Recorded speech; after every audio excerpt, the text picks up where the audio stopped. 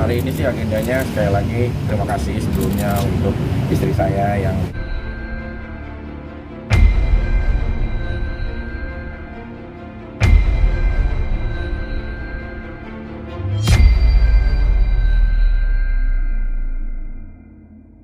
dakwaannya, menceritakan lagi kronologisnya mungkin seperti apa Mas? ya hari ini sih agendanya sekali lagi terima kasih sebelumnya untuk istri saya yang mendampingi, terus juga kuasa hukum saya Mas Arif juga Mas juga ya teman-teman yang bisa hadir, Mbak Manda kurang sehat, terima kasih semuanya setia untuk tetap mendampingi.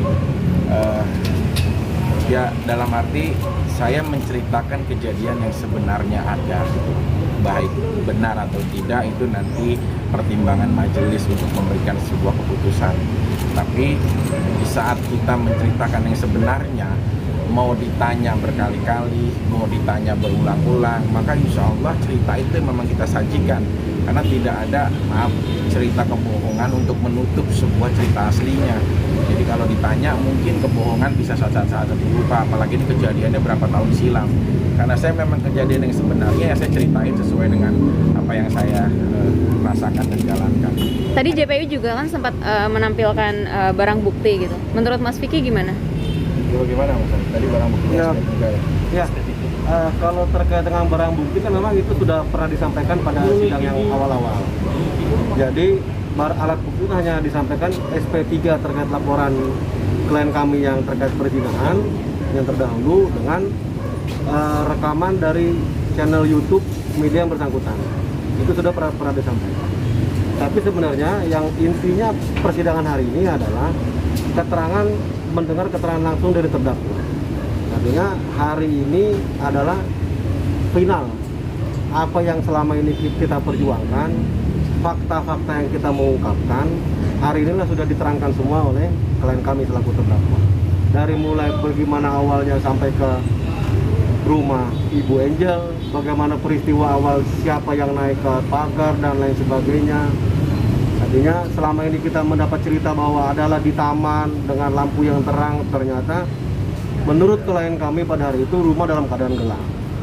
Gitu, artinya keterangan-keterangan saksi yang sudah pernah kita perdengarkan dalam persidangan yang terdahulu, hari ini kita mendengar langsung dari terdakwa dan terjawab semua. Dan tentunya dari keterangan terdakwa ini kita semakin optimis.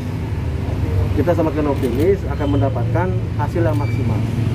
Gitu, tentunya dengan melihat persidangan agenda selanjutnya, artinya tuntutan dari pihak jaksa penuntut umum. Gitu. Itu sih. Bang Vicky puas nggak dengan memberikan keterangan tadi? Ya, kan kita menunggu hak kita ya. Karena kan dari kemarin kita hanya mendengarkan di saat mungkin ya saudara Inggelelga, Alman dan lain-lain lah semuanya memberikan komentar, kita hanya mendengarkan, saksi kita hanya mendengarkan, kasih kesempatan mungkin di pengunjung untuk bagaimana dikonfrontir keterangan. Tapi kan ini momen yang memang kita menceritakan dari versi kita, hak kita untuk menceritakan dengan apapun gitu loh. Justru ada keleluasaan yang kita bisa menceritakan dari versi kita sebenar-benarnya yang terjadi. Kembali menceritakan mungkin masih ada rasa kecewa nggak sih Mas? Enggak, kalau permasalahan rumah tangga ya sudah berlalu lah ya. Saya sudah digantikan sama Allah seorang istri yang luar biasa, Kalina Oktarani di sebelah saya. Tapi perkara ini namanya kita juga sebagai penggiat kerja seni otomatis menjadi konsumsi publik untuk dilihat, apalagi teman-teman media pasti akan mempublish ini.